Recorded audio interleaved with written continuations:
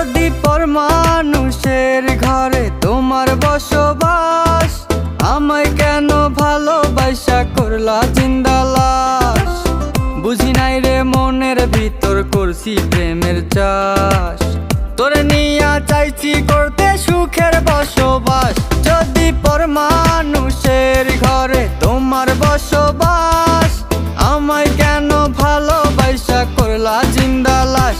যদি পর মানুষের ঘরে তোমার বসবাস, আমায় কেন ভালোবাসা করলা জিন্দা লাশ।